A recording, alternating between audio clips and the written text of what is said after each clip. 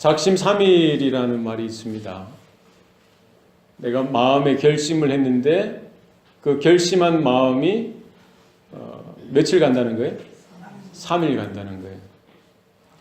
그렇게 결심하고 결단했는데 길어야 3일이더라는 겁니다.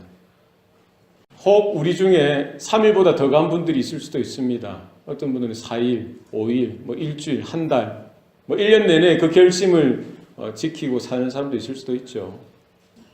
그 모든 것이 하나님의 은혜인 줄로 믿습니다. 2017년 연초를 시작한 지 거의 엊그제 같은데 벌써 마지막 날입니다.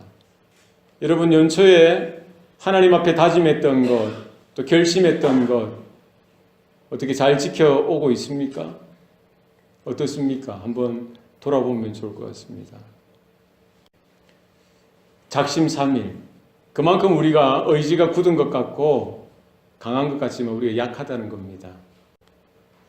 조석지변이라는 말이 있습니다. 아침의 마음과 저녁의 마음이 다르다는 겁니다.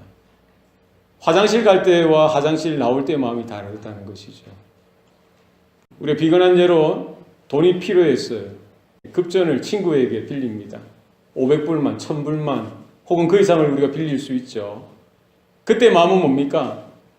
내가 딱 일주일만 쓰고 돌려주겠다는 거예요. 그때 마음은 정직한 마음이고 순수한 마음일 수 있죠. 그죠? 급한 불이 있으니까 이것만 끄고 빨리 돌려주겠다. 그런데 그 시간이 지나고 나서 일주일이 지나고 어떻습니까? 돌려줍니까? 이 상황이 바뀌는 거예요. 그게 분명히 남의 돈인데 당연히 돌려줘야죠. 그러나 마음이 바뀌는 거예요. 입장이 바뀌는 겁니다. 오히려 돈을 빌려준 사람이 그때부터는 이제 자세가 낮아서 빨리 좀 돈 좀 갚아달라고, 돈 좀 갚아달라고. 이게 무슨 일입니까? 사람이 그만큼 마음이 간사하다는 겁니다.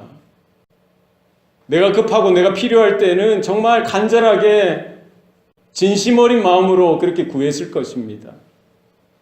그러나 그런 상황이 바뀌게 되어지고 시간이 지나다 보니까 그게 아까운 거예요. 그 남의 돈인데. 얼마나 간사합니까? 이것이 우리 인생의 모습이라는 겁니다. 타락한 우리의 모습인 거예요. 성경이 우리의 인생에 대해서 뭐라고 이야기하십니까? 전적으로 타락하고 전적으로 부패했다는 겁니다. 우리의 신앙의 삶의 그 본질이 뭡니까? 우리가 하나님 앞에서 우리 자아를 날마다 이런 자아를 부인하는 겁니다. 자기 중심, 자기 욕심, 자기 욕망, 자기 쾌락, 내 중심적인 이 모든 것들을 낱낱이 부정하고 부인하는데 우리의 신앙의 본질이 있는 것입니다.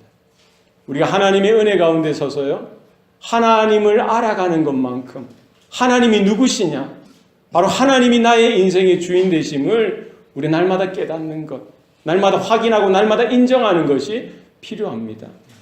마찬가지로 그 하나님 앞에 내가 얼마나 죄인이냐, 얼마나 모순덩어리이냐,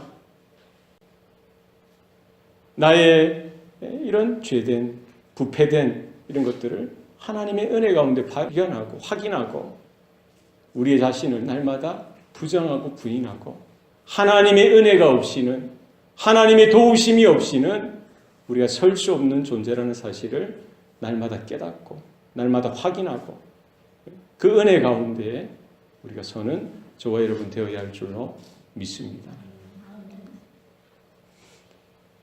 하나님께서 흙으로 사람을 지으셨어요. 코에 생기를 불어넣으시자 생명이 되었다는 것입니다. 우리가 자기를 부인한다는 것, 자기 부정한다는 것은 무엇입니까? 바로 내 인생의 주인이 내가 아니라 하나님이라는 사실을 우리가 날마다 고백하는 데 있습니다. 뿐만 아니라 내가 어떤 존재냐를 날마다 깨닫고 주님 앞에 확인하는 겁니다. 우리 어떤 존재라고요? 흙으로 지음받았다는 거예요. 하나님께서 생기를 넣어주시자 생명이 되었다는 겁니다. 우리는 무엇입니까? 하나님의 은혜를 빼버리고요, 하나님의 영광을 빼버리고 하나님의 생명을 빼버리고요. 하나님의 능력을 우리 가운데 빼버리면은 우리는 뭐와 같은 존재라는 거예요? 흙과 같은 존재라는 겁니다. 가치 없는 인생이라는 겁니다.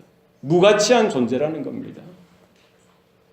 날마다 우리가 하나님의 은혜 가운데 하나님의 그 말씀 앞에 설 때에 이와 같은 자기 부인, 이거는 뭡니까? 자기 확인이죠. 내가 어떤 존재냐. 하나님의 은혜가 있어야만, 하나님의 도우심이 있어야만 살 수 있는 존재라는 사실을 날마다 고백하고 저는 저와 여러분 되어야 할 줄로 믿습니다. 이스라엘 백성들이 출애굽하고 나서 광야 40년을 지납니다.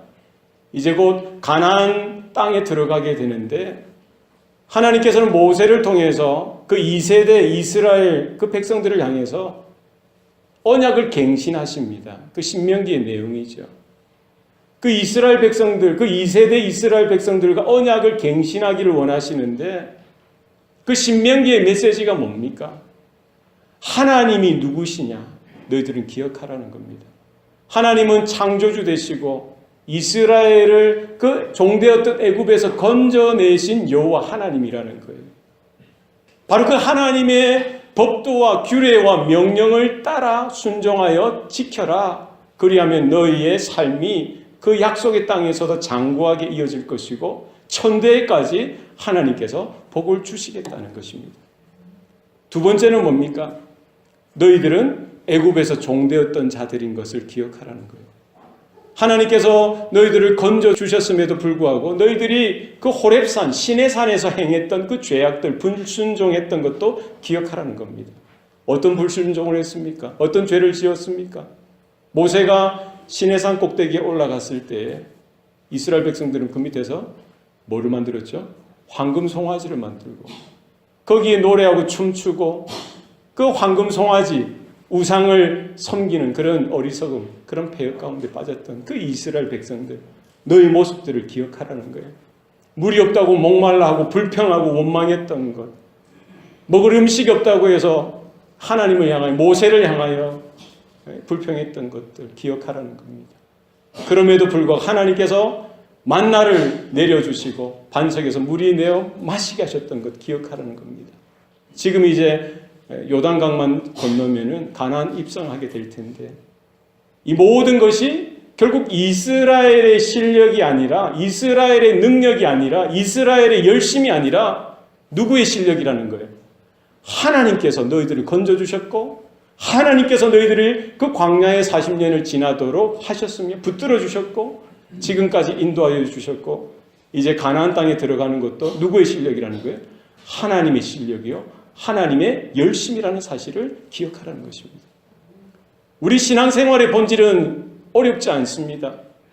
하나님께서 살아계시고요. 하나님이 우리 인생의 주인 되신다는 사실을 날마다 입으로 삶으로 우리는 인정하고 고백하는 모습들이 우리 가운데 있어야 할 줄로 믿습니다. 교회를 섬길 때도 가정을 돌아볼 때에도 우리 직장에서 일을 할 때에도 사업을 경영할 때에도 우리는 고백해야 됩니다. 하나님이 내 인생의 주인 되신다. 그리고 내가 어떤 존재라는 거예요?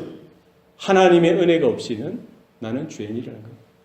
나는 부패한 타락한 본성 가운데 하나님의 은혜가 없이는 도저히 설 수 없는 같은 부조리하고 나약하고 이런 오점투성이 실수투성이와 같은 이와 같은 모습인 것을 날마다 확인하고요.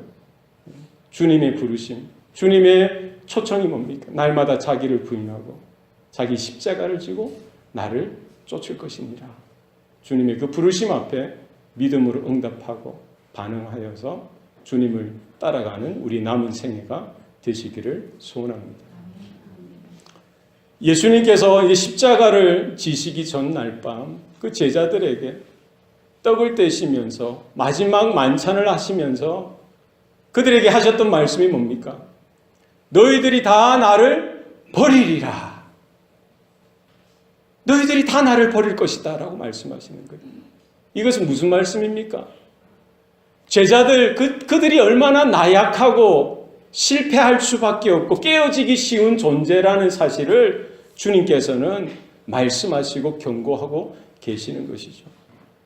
그 주님의 말씀 가운데 그 제자들은 뭐를 깨달아야 됩니까? 주님이 떠나가시면, 주님이 함께 하지 아니하시면 나는 넘어질 수밖에 없는 존재구나.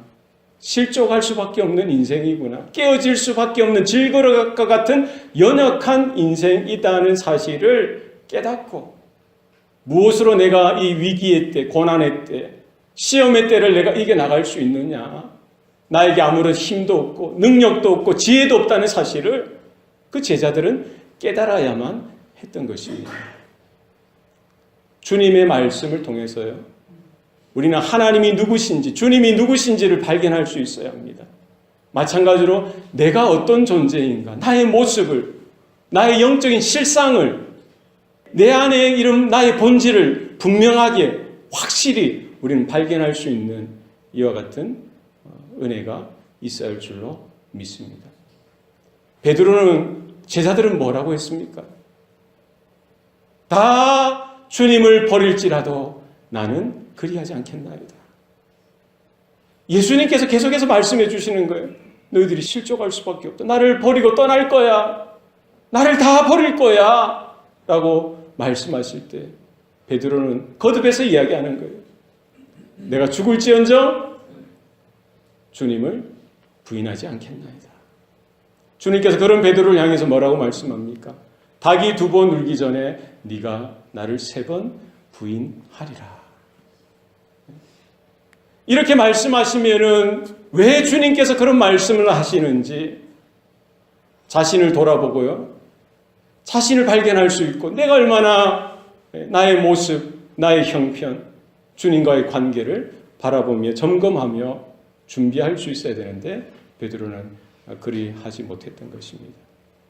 이제 주님은 로마 군졸들에 의해서 포박당하고 제사장들과 장로들과 서기관들, 그 사내들인 공회 앞에 서 계시게 되죠. 재판을 받습니다. 모든 증거들이 조작되어지고요, 모든 증언들이 이미 기획되어지고 예수님을 죽일 것이라는 그 사형을 전제하고 모든 것들을 몰아가고 있는 그때입니다. 대제사장이 예수님께 묻죠. 네가 찬양받을 이의 아들 그리스도냐? 주님께서 내가 그니라. 내가 전능자의 우편에 앉은 곳과 하늘 구름 타고 다시 올 것을 너희가 보리라. 바로 그 예수님의 자기 계시, 예수님의 그리스도 되심, 예수님의 독생자, 하나님의 아들 되심을 분명히 선포하고 말씀하실 때에 대제사장들이 예수님에 대해서 분노하고 흥분하고 일어나는 것입니다. 자신들의 옷을 찢고요, 화를 내고 참남하다라고 이야기하고 신성모독이라고 이야기하면서 거기 모인 배심원들, 장로들과 서기관들에게 묻습니다. 우리가 더 어떤 증거를 요구하리요? 어떻게 했으면 좋겠냐? 뭐라고 판결을 내립니까? 사형에 해당한다라고 판결을 내리고요, 예수님의 뺨을 때리고 예수님의 눈을 가리고 예수님 앞에 주먹질을 하고요, 침을 뱉고요, 선지자 노릇을 하라고 예수님을 조롱하고 예수님을 비방하고 하는 것이죠. 그 현장 가운데, 그 바깥들에, 그 아랫들에 지금 베드로가, 도망갔던 베드로가 와서 불을 쬐고 있는 것입니다. 그 옆에 대제사장의 여종, 그 어린 여자아이 하나가 베드로가 이 불을 쬐고 있는 것을 보고는 너도 나사렛 예수와 함께 있었도다라고 고발하는 거예요. 당신도 나사렛 예수와 함께 있지 않았느냐? 누가복음에 보면은요, 그 여자아이는 대제사장 그 말고, 기 잘린 그 말고의 친척이라고 기록되어져 있습니다. 아마 그 여자아이도 아마 거기 예수님을 포박하는 겟세마네 동산에 어떻게 갔던 것 같아요. 다른 사람은 몰라도 이 여자아이는 베드로가 칼을 들어서 자신의 친척이 말게 길을 내리치는 것을 보았던 것입니다. 그래서 지금 주목하여서 보고는 너도 나사렛 예수와 함께 있었도다라고 고발하는 것이죠. 베드로가 뭐라고 이야기합니까? 나는 네가 말하는 것이 무엇인지 알지도 못하고 깨닫지도 못하겠다. 자리를 피해서 딴 데로 또 가는 겁니다. 이 여자 종은 포기합니까? 다시 또 쫓아가서는 다시 확인하는 거예요. 너도 그 도당이라. 너도 그 예수, 나사렛 예수 편이 아니냐. 한패가 아니냐라고 고발하는 거예요.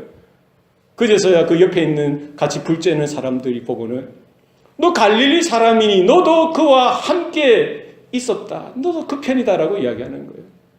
베드로가 뭐라고 이야기하죠? 부인하고 또 부인하고 이번에는 어떻게 합니까? 저주하면서 너희가 말하는 이 사람을 내가 정말 모른다라고 예수님을 분명하게 확실하게 부인해 버리는 거예요. 그렇게 호언장담했던 베드로였지 않습니까? 주님, 다 버릴지라도 나는 주님을 버리지 않겠습니다. 내가 죽을지언정 주님을 부인하지 않겠습니다. 했던 베드로가요. 24시간이나 지났습니까? 작심삼일은 뭡니까? 하루도 지나기 전에 자기 목숨줄이 달아날 것 같으니까. 지금 대제사장은 예수를 포박하고 예수를 죽일 뿐만 아니라 예수를 따랐던 예수의 측근들, 예수의 가장 가까운 추종자들, 예수의 제자들까지 발본색원해서 함께 감옥에 쳐놓고 죽이려고 하지 않았겠어요? 그런 분위기, 그런 공포심 가운데 베드로가 자기가 그렇게 다짐하고 고백했던 그 고백, 그 결심은 아랑곳하지 않냐고요. 예수님을 부인하는데 3번씩이나 부인했던 것을 볼 수가 있습니다. 사실 예수님 앞에 지금 베드로가 예수님을 부인했던 것, 로마 군병이 베드로를 포박하고 칼을 들이대고 혹은 창을 들이대고 도끼를 들이대면서 너 예수 편 아니냐? 너 예수와 함께 있었잖아! 하고 이렇게 위협하면서 이렇게 하는 그런 상황도 아니죠. 지금 누가 베드로를 고발하고 베드로에게 이야기합니까? 어린 여자아이 하나가 말하는 그 여자아이의 그 새치혀에서 나오는 그 말에 기겁해서 자기 목숨이 아까운 줄 알고 그렇게 예수님을 헌신짝 내버리듯이 부인하는 그 베드로 모습들. 저와 여러분의 삶은 어떻습니까? 지난 한 해 동안 지나온 우리의 인생을 돌이켜보고 본데 우리도 베드로처럼 베드로와 같이 주님을 믿는다고 하고 주님을 따라가길 원한다라고 하고 주님을 섬긴다라고 하고 하나님의 자녀요 하나님의 백성으로 산다라고 하면서 우리는 입으로는 그렇게 고백하고요 마음으로는 그렇게 생각하지만 우리의 삶으로 우리의 행함으로 주님을 모른다라고 부인했던 적이 한 번, 두 번이 아닐 것입니다.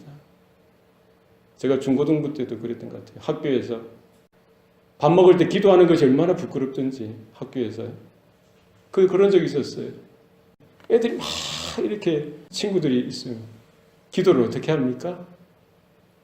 도시락 놔두고 기도는 해야 되는데 저 예수쟁이야 예수 믿는 애야 참 기도를 어떻게 하죠? 1초, 2초 주님 감사합니다. 우리 가정에서 직장에서 캠퍼스에서 우리의 삶을 돌아보십시다. 정말 우리가 교회에서 예배 드릴 때 입술로 주님 저는 주님을 믿습니다. 주님을 따라가길 원합니다. 고백했던 그 고백대로 우리가 하나님 앞에 기도하는 그 기도대로 하나님 앞에 찬양하며 예배하는 그 모습대로 우리 직장과 세상에서 캠퍼스에서 그렇게 우리의 삶으로 고백적인 삶으로 우리가 주님을 인정하고 주님 편에 서서 하나님의 자녀요 주님의 제자로서 그렇게 날마다 살아왔는가 우린 고백하고 우리는 알게 모르게 수도 없이 하나님이 안 계신 것처럼 주님을 모르는 것처럼 주님을 부인하고 부정하며 살았던 것 우리가 발견하고 깨닫고 돌이키고 회개하는 은혜가 이 아침에 있기를 소원합니다. 주님은 베드로가 실족할 줄 알았어요. 주님은 베드로가 자신을 부인하고요 넘어질 것을 미리 아셨습니다. 그럼 주님께서 그거 베드로를 이렇게 보호하시고 다른 길로 인도하실 수도 있었을 텐데 그냥 그가 그렇게 실족하는 길로 주님을 부인하는 길로, 주님을 저주하는 그 길로 서도록 허용하신 거예요. 왜 그리 하셨을까요? 왜 그리 하셨겠어요? 베드로는 지금까지 주님을 따라오면서 이 모든 것이 자신의 실력이라고 생각했을 거예요. 주님이 자신을 불렀을 때 베드로는 배도 버리고요, 그물도 버리고 자기의 직장도, 직업도 포기하면서 주님을 따라갔던 겁니다. 주님이 가시는 곳은 어디든지 주님을 따라갔어요. 주님이 기적을 행하시고 병자들을 고치시고 귀신을 쫓아내는 그 현장 가운데 늘 언제나 함께 있었던 것이죠. 주님이 변화산에 올라가셨어요. 베드로와 야고보, 요한을 데리시고 변화산에 올라가셔서 변형하시는 모습을 봅니다. 하나님의 영광이 예수님 가운데 나타나는 것이죠. 그것도 베드로는 분명히 발견했습니다. 보았습니다. 목격했어요. 얼마나 하나님의 영광이 대단하고 위대한지 변화하시는 그 예수님을 통해서 확인할 수 있었던 것입니다. 풍랑이는 바다 가운데 그 물 위를 걸어오시는 예수님을 향해서 주시여거든 나를 오라 하소서. 베드로는 그 주님을 바라보고요, 그래도 주님께서 오라 하시니까 그 물 위로 걸어갔던 거예요. 너희들은 나를 누구라 하느냐라고 했을 때 주는 그리스도시여 살아계신 하나님의 아들입니다. 이런 고백도 했습니다. 주님이 고난을 예고하시고 순환의 죽음을 이렇게 예언하실 때 많은 무리들이 주님을 떠나갈 때에 예수님께서 그 제자들에게 묻죠. 너희들도 나를 떠나가려 하느냐? 베드로가 뭐라고 이야기합니까? 생명의 말씀이 여기 있사온데 내가 어디로 가오리까? 이렇게 주님을 따랐고요, 주님과 함께했던 베드로였습니다. 마지막 날 밤에도 다 나를 버리리라 했을 때 나는 주님을 버리지 않겠습니다. 주님을 위해서 죽겠습니다라고 했던 거예요. 베드로의 마음은 뭐가 찼던 거예요? 지금까지 예수님의 부르심을 받고 예수님을 따랐던 것, 예수님의 옆에 섰던 것, 예수님과 함께 이 사역을 감당했던 모든 것들이 자신의 열심, 자신의 결심, 자신의 능력, 자신의 열정이었던 것이라고 생각했던 겁니다. 하나님께서 때로는 우리에게 실패를 경험케 하십니다. 고난을 허락해 주세요. 환난을 주십니다. 어려운 문제들을 주세요. 좀 우리가 믿음 생활하고 신앙 생활하면 이렇게 평탄한 길로 가면 좋은데 때로는 어렵고 힘든 일들을 주시더라는 거예요. 밤에 잠도 못 잘 정도로 이런 고뇌하는 그런 일들을, 문제거리들을 주시더라는 겁니다. 왜 그런 일들을 허용하십니까? 그런 문제와 고난의 그런 삶의 자리에서 깨달으라는 거예요. 뭐를 깨달으라는 겁니까? 지금까지 내가 살아왔던 것, 지금까지 내가 지내왔던 것이 내 힘과 내 지혜와 내 어떤 실력이 아니라 하나님의 실력이고 하나님의 능력이고 하나님의 붙들어 주시는 은혜가 있었기 때문에 가능했다는 것을 깨달으라는 겁니다. 내 인생의 주인이 누구라는 거예요? 하나님이 내 인생의 주인이라는 사실을 깨달으라는 거예요. 문제 가운데 내가 넘어지고 자빠지고 넘어지고 예수님을 부인하고 예수님을 저주하는 그런 형편없는 존재라는 사실을 깨달으라는 거예요. 내가 신앙을 고백했기 때문에, 내가 주님을 믿었기 때문에, 내가 주님을 위해서 헌신하고 희생했기 때문에가 아니라 이 모든 것들이 누구의 도우심이라는 거예요? 하나님의 도우심이요, 하나님의 은혜요, 하나님의 붙들어 주시는 그 손길 때문에 지금 이 자리에 내가 있다는 사실, 그것을 깨달으라는 겁니다. 베드로가 그런 실패 속에서, 그런 넘어짐과 그런 좌절과 절망의 그 자리에서 그냥 망하는 그런 자리로 걸어가는 것이 아니라 그런 실패 속에서도 주님은 베드로가 깨닫고 돌이키고 다시 회복되어지고 초대교회의 위대한 사도로 세워지기를 원하셨던 것입니다. 우리의 신앙의 삶이 어떠한지, 우리의 삶이 어떠한지 여러분 말씀을 통해서 하나님이 내 인생의 주인 되심을 분명히 확인하고 입술로 고백하시기 바랍니다. 삶으로 고백하셔야 돼요. 내가 얼마나 형편없는 존재라는 사실. 달면은 삼키고 쓰면은 뱉는다라고 하잖아요. 베드로가 그랬고요. 여타 제자들이 그랬고 저와 여러분도 그런 거예요. 그런 우리들을, 그런 제자 베드로, 그런 인생들을 붙들고서 주님이 포기하지 아니하시고요. 주님이 그냥 에휴 너희들 마음대로 해 그렇게 놓아두지 아니하시고 붙들어 주시는 거예요. 십자가에 매게 하시고요. 복음에 매어 달리게 하셔서 주님이 그런 베드로도 끝까지 붙드시는 거예요. 그래서 회개하고 깨닫고 돌이키고 다시 하나님의 은혜 가운데 나오도록 주님께서 불러주시는 것이죠. 베드로는 예수님을 모른다 3번을 부인했습니다. 마지막에는 저주하기까지 하면서 너희들이 말하는 이 예수를 나는 모른다. 그 예수와 나는 관계없다. 얼마나 배은망덕한 베드로입니까? 그런 베드로에게도 주님은 다시 기회를 주시는 겁니다. 2번째 닭이 울자 베드로는 예수님께서 자기에게 닭이 2번 울기 전에 네가 3번 나를 부인하리라 이 말씀을 기억하고 생각하고 밖에 나가서 오늘 본문에 보면은 그 일을 생각하고 울었더라.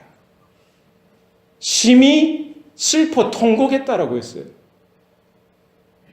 자기가 실패하고 자기가 저주하여서 부인하였던 그 자리에서 주님은 그 닭 울음 소리를 통해서까지도 주님의 말씀을 기억하게 하시고 생각나게 하셔서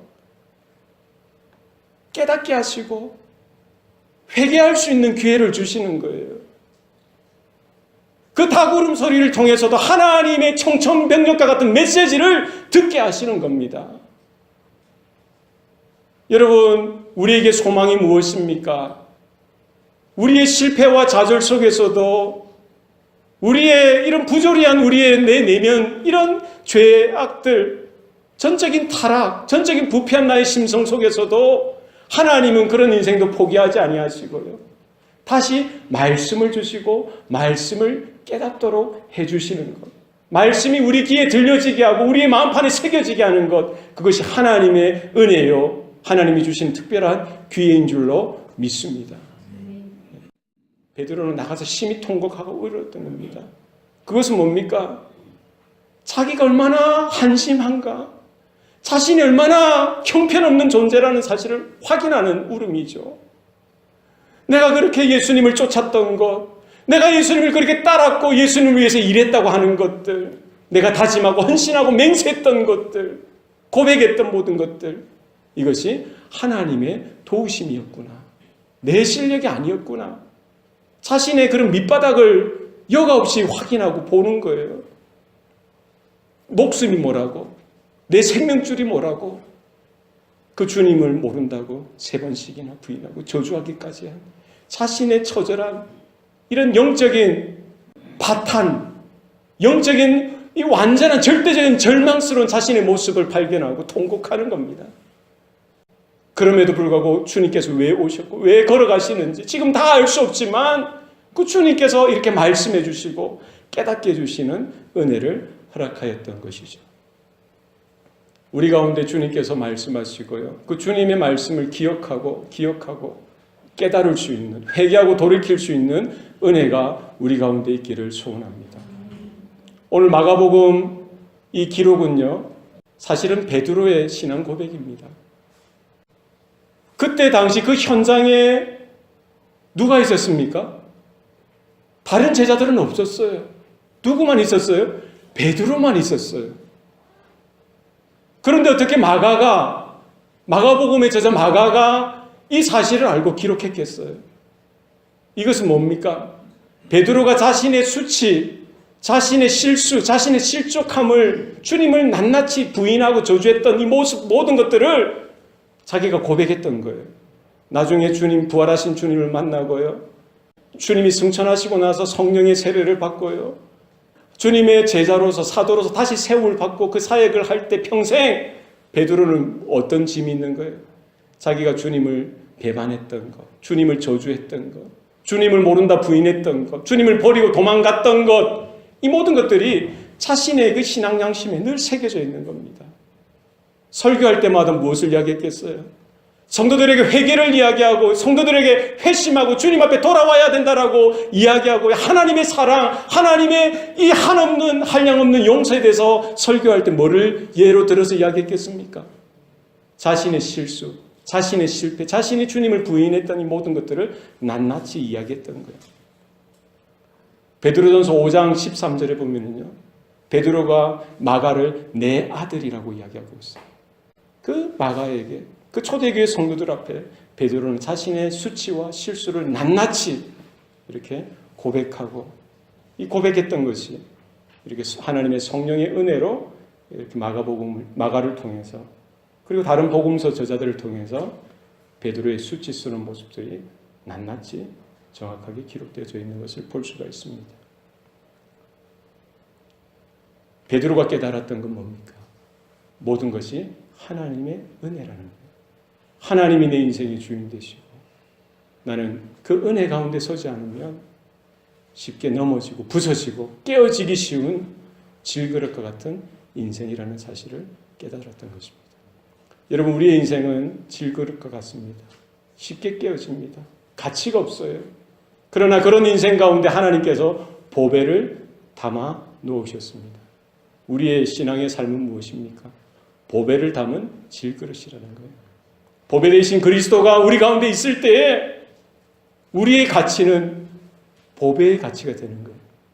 그리스도의 십자가가 우리의 심령 가운데 새겨져 있을 때 우리의 가치는 그 십자가의 가치가 되는 거예요. 하나님의 그 부활의 능력이 우리 가운데 새겨져 있을 때 우리의 가치는 그 부활의 능력만큼 되어지는 것입니다. 우리 홀로는 질그릇처럼 깨어지고 무가치한 존재이지만 하나님께서 우리에게 영생을 심어주시고 믿음을 심겨주시고 하나님의 은혜로 하나님의 영광을 이렇게 심겨주셨다면 하나님의 그 영광만큼 우리가 복되고 가치 있는 존재라는 사실을 깨닫고, 날마다 우리는 그럼에도 불구하고 자기를 부인하고 자기 십자가를 지고 주님의 부르심 앞에 믿음으로 반응하고 주님 앞에 주님과 함께 걸어나가는 저와 여러분의 삶이 되시기를 축원합니다. 기도하시겠습니다. 살아계신 아버지 하나님, 오늘도 우리에게 생명 주셨사오니 감사합니다. 지금까지 우리가 지내왔던 것 모든 것이 하나님의 은혜인 줄로 믿습니다. 내가 예수 믿고 내가 말씀을 듣고 깨닫고 내가 헌신하고 내가 봉사한 것이 아니라 이 모든 것들이 하나님의 공급하심이요 하나님의 붙들어 주심이요 주님께서 간섭하시고 이끌어 주셨다는 사실을 깨닫게 하여 주시니 감사합니다.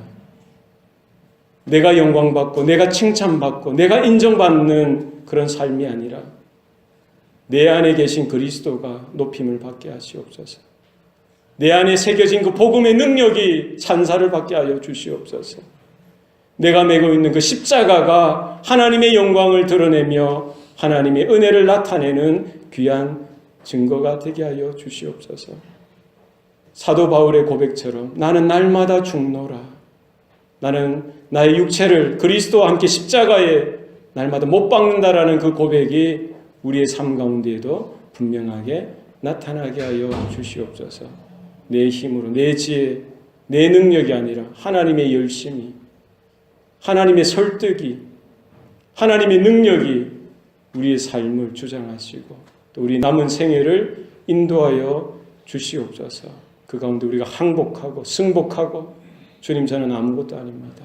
주님께서 행하여 주시옵소서. 그 인도하심을 쫓아서 순복하여 나아가는 주의 성도들 되게 하여 주시옵소서. 감사드리고 예수님 이름으로 기도합니다. 아멘.